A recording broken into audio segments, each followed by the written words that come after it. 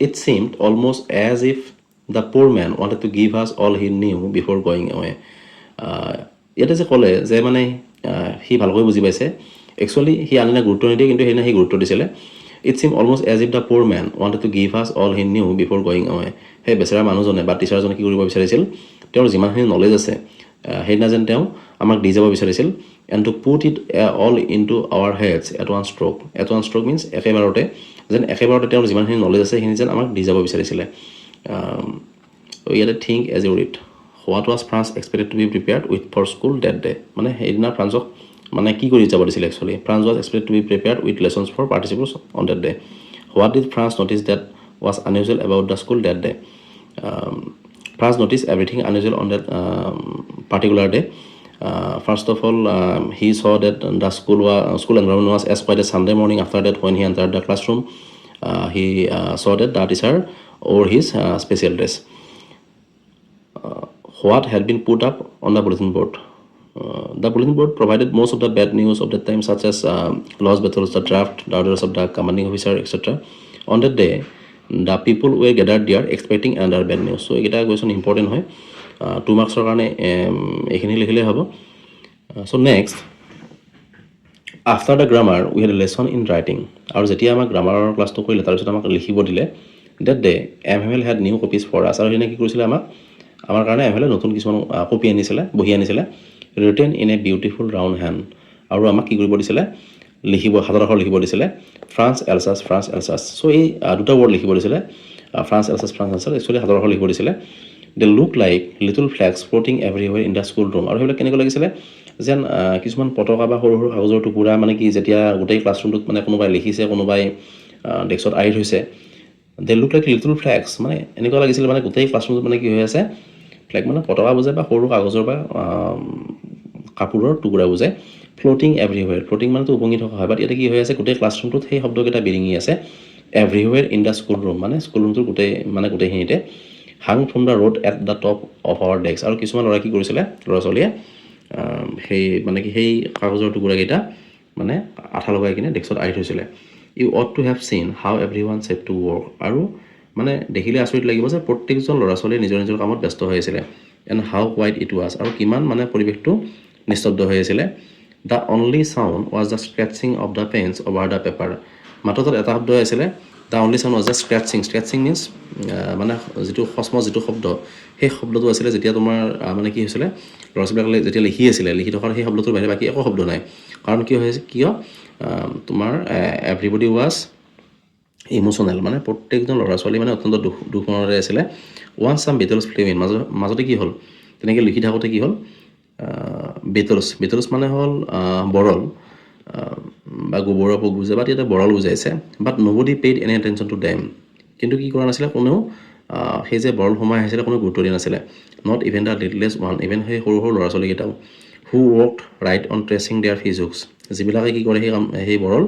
মানে বৰশী বোৱা কামত ব্যৱহাৰ কৰে আনিনা হ'লে সিহঁতে সেইটো এটেনশ্যন দিলে হয় কিন্তু সেইদিনা সিহঁতে এটেনশ্যন দিয়া নাছিলে as if that was French to মানে ক'ব গ'লে সিহঁতৰো সেই ফৰাচী বুলি যিটো ইমোশ্যন সেইটো আছিলে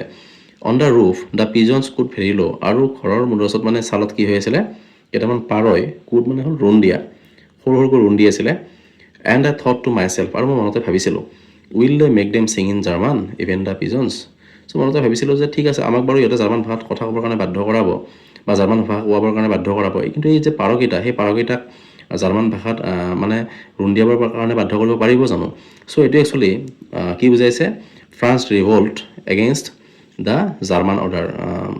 The German order was ridiculous because a pigeon don't follow any geographical or political barrier. So ইয়াতে actually ফ্ৰান্সৰ সেই যিটো ৰিভল্ট মানে কি সেই জাৰ্মান মানুহখিনিৰ ওপৰত চ' সেইটো বস্তু ইয়াতে প্ৰকাশ হৈছে আৰু সেইকাৰণে কৈছে সি এটা আক্ষেপত কৈছে যে এই পাৰকেইটাক জাৰ্মান ভাষাত ৰুণ দিব পাৰিব জানো whenever I look up from my writing আৰু তাৰপিছত কি হ'ল যেতিয়া লিখিব দিছিলে যেতিয়া তাৰ পৰা মই চাইছিলোঁ I saw MML sitting motionless in his chair আৰু মই দেখিবলৈ পাইছিলোঁ যে MML মানে কি নিজৰ যিখন চকী সেই চকীখনত মানে লৰচৰ নকৰাকৈ বহি আছিলে মানে মোশনলেছ কোনো লৰচৰ কৰা নাই ভাবি গুণি বহি আছে in a chair and gazing first at one thing then other gazing মানে হ'ল ৰ লাগি চোৱা চ' এটা এটাকৈ সেই ক্লাছৰুমটোৰ প্ৰত্যেকটা বস্তু তেওঁ ৰ লাগি চাই আছিলে as if he wanted to fix in his mind আৰু এনেকুৱা লাগিছিল তেওঁক দেখিবলৈ যেন তেওঁ মনত মানে সেই যিখিনি স্মৃতি সেইখিনি সজীৱ কৰিব ৰাখিব বিচাৰিছিলে just how everything looked in that little school room সেই সৰু ক্লাছৰুমটোৰ যিটো পৰিৱেশ কাৰণ কিয় সেইদিনা তেওঁৰ লাষ্ট ডে হয় তেওঁ 40 বছৰ তাত শিক্ষকতা কৰিছিলে আৰু সেইদিনা যিটো তেওঁ মানে তাৰপিছত আৰু কেতিয়াও সুযোগ নাপায় গতিকে সেই যিখিনি স্মৃতি বা সেই ক্লাছৰুমটোৰ ভিতৰৰ যিটো পৰিৱেশ তেওঁ সেইটো মানে মনত চিৰদিনৰ কাৰণে ৰাখিব বিচাৰিছিলে ফেন্সি যে ইমাজিন কৰা for 40 years he had been dear যে এজন মানুহ যিয়ে তাত কিমান বছৰ আছে 40 বছৰ আছে dear in the same place এটাই ঠাইত with is garden outside the window তেওঁৰ সেই খিৰিকীখন আৰু সেই খিৰিকীখনৰ ঠিক কাষতে সেই বাগিচাখন and his class in front of him আৰু তেওঁৰ যিটো ক্লাছৰুম আছিলে সেই ক্লাছৰুমটো ক'ব গ'লে তেওঁৰ ৰুমটোৰ ঠিক সন্মুখতে জাষ্ট লাইক ডেট চ' তেনেকুৱা এটা পৰিৱেশ only the desk and benches have been worn smooth আৰু তাত বিশেষ একো সলনি হোৱা নাই only the desk and benches have been worn means ক্ষয় যোৱা স্মুথ মানে যেতিয়া ক্ষয় যায় তেতিয়া মিহি হৈ গৈছিলে সেই ডেস্ক বেঞ্চবিলাক the walnut trees in the garden well taller আৰু সেই যিডাল ৱালনাট গছ আছিলে সেই বাগিচাত সেই ৱালনাট গছবিলাক কি হৈছিলে ওখ হৈছিলে তেওঁবিলাক নিজে ৰোৱা and the hop vine he had planted himself আৰু সেই হবভাইনডাল অৰ্থাৎ hop vine means one kind of grapes অৰ্থাৎ আঙুৰ চ' সেই গছডাল হবভাইন গছডাল কি হৈছিলে that he had planted himself যিডাল তেওঁ নিজে ৰুইছিলে twined about the windows to the roof twin means দুটা ব্ৰাঞ্চ হৈ ঠিক মানে ঘৰৰ সেই চালখনত উঠিছিলে তেওঁ যিটো ৰুমত আছিলে তাত how it must have broken his heart to leave it all যেতিয়া তেওঁ এই সকলোবিলাক এৰি গুচি যাব লাগিব তেওঁৰ কিমান দুখ লাগিব পাৰে প'ৰ মেন সেই বেচেৰা মানুহজন to hear his sister moving about in the room above আৰু তেওঁৰ যিগৰাকী ভনীয়েক সেই ভনীয়েকগৰাকী কি কৰিছিলে সেই তেওঁলোকৰ ৰুমত যিবিলাক বস্তু সেই বস্তু মানে কি বস্তু বাহিনীবিলাক বান্ধি আছিলে পেকিং দেয়াৰ ট্ৰাংকছ বস্তু বাহিনীবিলাক বান্ধি আছিলে for they must leave the country next day কাৰণ কিয় তাৰ পিছদিনা তেওঁলোকে কি কৰিব লাগিব সেই ঠাইখন এৰিব লাগিব but he had the courage to hear every lesson to the very last কিন্তু যিমান দুখ লাগিলেও ইম'চনেল নহ'লেও তেওঁ সেই সাহসখিনি গোটাই লৈছিলে he had the courage to hear every lesson to the very last মানে গোটেই ক্লাছটো শেষলৈকে ভালকৈ কৰাৰ কাৰণে তেওঁ সেই সাহসখিনি গোটাই লৈছিলে after the writing with the lesson in history আমাক লিখিব দিয়াৰ পিছত আমাক এটা বুৰঞ্জীৰ পাঠ শিকাইছিলে and then the baby chanted their ba be bi bo অৰ্থাৎ এইটো ৰাইম তো সেই শিশুখিনিক মানে কি কৰিব দিছিলে এই ৰাইম পঢ়িব দিছিলে down dear at the back of the room আৰু ঠিক সেই ক্লাছৰুমটোৰ পিছফালে old Hauser had put on his spectacles মানে হচাৰ নামৰ যিজন মানে ভিলেজাৰ আছিলে গাঁৱৰ মানুহ আছিলে তেওঁ এযোৰ চশমা পিন্ধি লৈছিলে and holding his primer in both hands আৰু সেই প্ৰাইমাৰখন সেই আদিবাদখন তেওঁ দুখন হাতত লৈছিলে spell the letters with them you could see that he too was crying so' তোমালোকে দেখিবলৈ পাবা যে তেওঁ মানে কি কৰিছিলে সেই যে বানানবিলাক যুঁজা পঢ়ি আছিলে কিতাপখনৰ হি টু ৱাজ ক্ৰাইং মানে কান্দি আছিলে হিজ ভইচ ট্ৰেম্বল উইথ ইম'চন আৰু তেওঁৰ মানে মাতটো কি হৈছিলে কঁপিছিলে মানে খুব দুখত বা আৱেগত and it was so' funny to hear him that we all wanted to laugh and cry এজন বয়সীয়া মানুহ যিহেতু কান্দিও আছে আৰু মানে কি কৰি আছে বানানবিলাক যুঁজা পঢ়ি আছে ইট ৱাজ চ' ফানি মানে শুনিবৰ কাৰণে খুব বেছি হাঁহি উঠা আছিলে to hear him that we all wanted to laugh and cry আমি হাঁহিম নে কান্দিম তেনেকুৱা এটা পৰিৱেশ হৈছিল কিন্তু পৰিৱেশটো হাঁহিব পৰা নাছিলে যিহেতু সকলোখিনি মানুহ দুখত আছিলে how well I remember it that last lesson কিমান ভালদৰে মোৰ মনত আছে সেই লাষ্ট লেচনটো all at once the church clock struck 12 আৰু সেই নিয়মত চাৰ্চৰ যিটো ঘড়ী সেই ঘড়ীটোৱে 12 বজাত সংকেত দিছিলে দেন দ্য এঞ্জেলাছ আৰু সেইটো prayer time actually at the same moment the trumpets of the Prussians returning from drill আৰু সেইখিনি মুহূৰ্ততে কি হৈছিলে the trumpet means one kind of musical instrument like drum so' সেই সৈন্যবিলাকে কি কৰিছিলে সেই ট্ৰাম্পেট বজাই মানে কি কৰিছিলে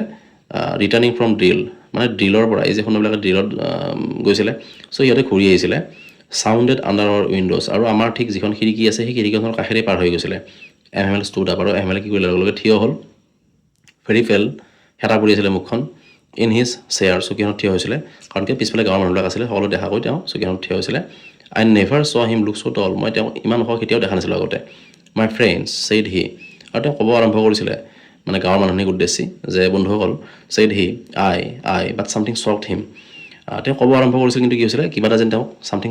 চক মিনছ গলত যেন কিবা এটা চেপি ধৰিছিলে he could not go' on তেওঁ আৰু ক'ব পৰা নাছিল then he turn to the blackboard আৰু তাৰপিছত তেওঁ ব্লেকবৰ্ডখনৰ ওচৰত গৈছিলে টুক এ পিচ অফ চক এডোখৰ চক লৈছিলে